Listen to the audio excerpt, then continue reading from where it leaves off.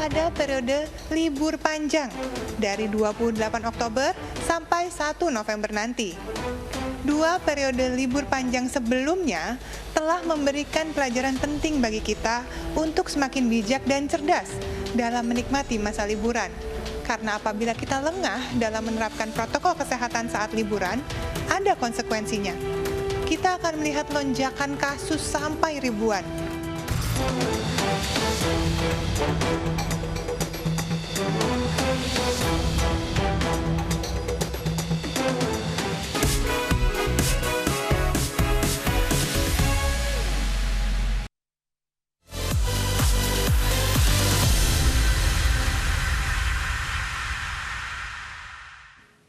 Pemirsa, Hari Sumpah Pemuda di tengah pandemi dimaknai para petugas medis untuk berupaya sekuat tenaga merawat pasien.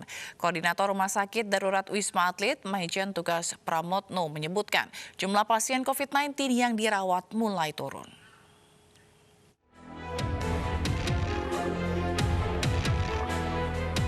Di tengah pandemi yang belum usai, para tenaga medis terus berjuang merawat pasien agar bisa pulih dari paparan COVID-19. Pertama, kami putra dan putri Indonesia.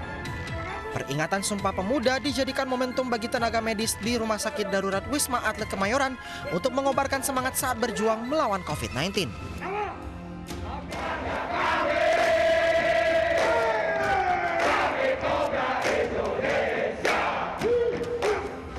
Upacara sederhana digelar dan sejumlah tenaga medis mengucapkan kembali ikrar Sumpah Pemuda yang menjadi bagian sejarah pergerakan kemerdekaan Indonesia pada tahun 1928.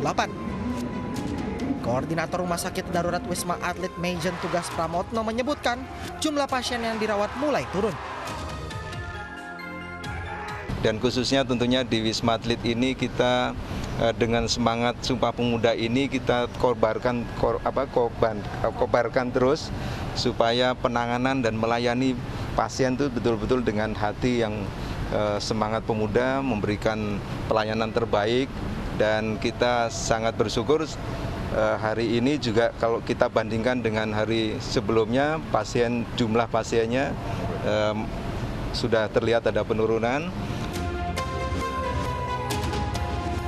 Tingkat hunian tempat tidur di RS Darurat Wisma Atlet turun menjadi 44,8% setelah sebelumnya hampir penuh di akhir September silam. Para pejuang kesehatan ini pun mengimbau masyarakat agar sama-sama berjuang dengan cara disiplin protokol kesehatan, yaitu dengan menjadikan 3M sebagai gaya hidup, yaitu memakai masker, menjaga jarak, dan mencuci tangan dengan sabun. Tim Liputan iNews melaporkan.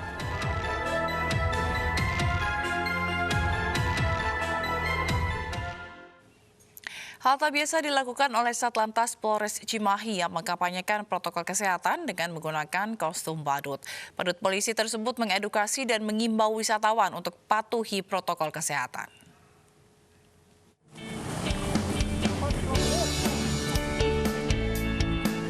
Satlantas Polres Cimahi berpakaian badut untuk menarik simpati wisatawan dalam memberikan edukasi tentang protokol kesehatan di tempat wisata.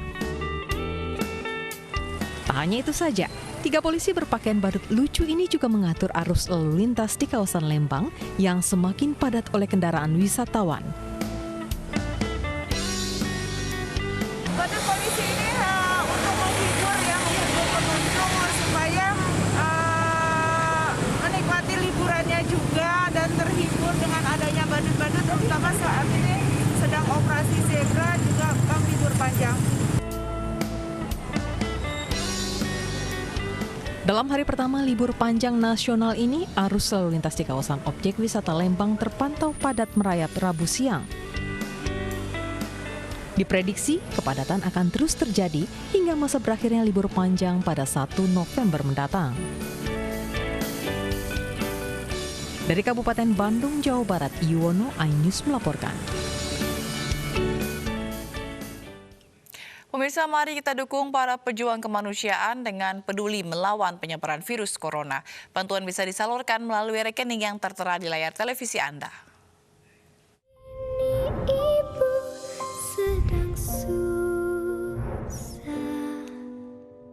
merintih dan berdoa. PT MNC Guna Usaha Indonesia tetap konsisten memberikan fasilitas pembiayaan alat-alat kesehatan untuk rumah sakit dan masyarakat yang membutuhkan. Konsistensi ini mendapat dukungan dari salah satu bank pembangunan daerah dengan memberikan kredit modal kerja sebesar 100 miliar rupiah.